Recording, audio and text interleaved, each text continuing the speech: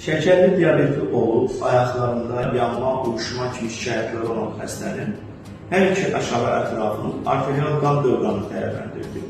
Diqqətimizi çəkən bir məsələ, baxın, xəstənin təzyiqi 220-105-dir. Təzyiq necə ki, bu qədər yüksəkdirsə, eyni qədər də şəkərli diabeti kontrolsuzdur. Bu xəstələrin dediyi bir məqam var. Biz həkim axtarışındayıq.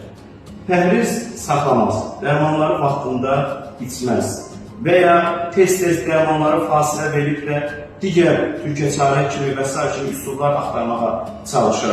Yaxud da ki, xəstənin günlük aktivlər deyilən müəyyən bir yürüyüş məsafələri falan vacib olaraq tələb olunur. Bunları etməz, axtardığı faydanı görmür. Çünki başlıca olaraq səbəb bu halda xəstələr həkimdən bir möcüzə axtarışındadır. Həkim bir vasitəçidir, xəstəyə tövsiyələr verə bilər və bu tövsiyələri edib-etməmək seçimi isə əlbəttə ki, xəstə və xəstə yaxınlarıdır. Tövsiyələrə əməl edən xəstədə isə inşallah bütün hallarda nəticə yaxşı olur.